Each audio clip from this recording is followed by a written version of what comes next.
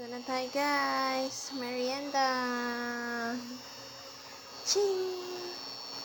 Sa tanghon muna. Ubos na yung bihon natin. Let's begin. Palambutin lang muna natin guys yung karne natin, ha? Hanggang sa mag-golden brown siya.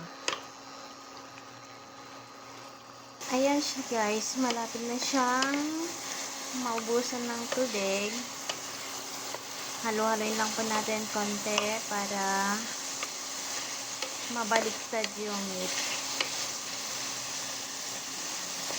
Hintayin natin hanggang sa mag-golden brown. Matalsik siya dyan. Matalsik siya. Kailangan po natin yung takpan. Gosh.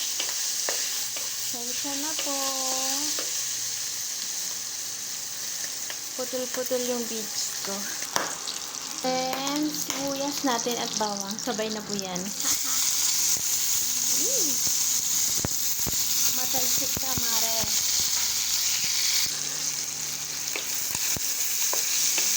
Ganyan lang po siya. Simple, mga mare. Yay. Po natin yung hipon.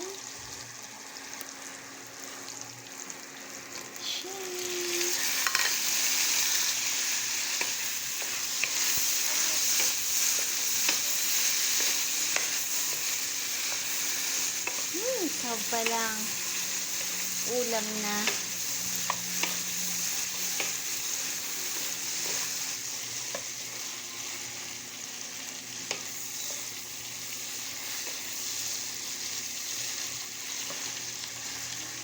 Pwede na po i-next yung gulay. Magasan ko na po ito kanina.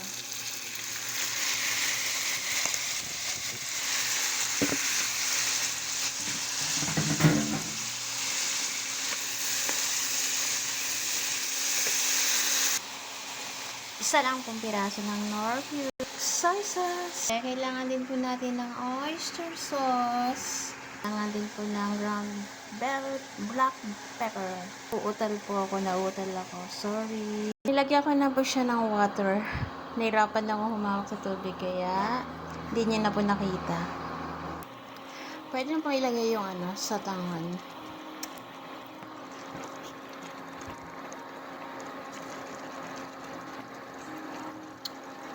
Binabad ko po yun kanina sa tubig para lumambot.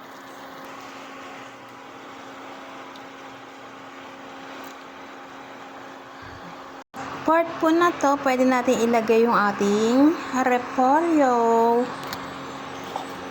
Hugas na rin po itong mga madam.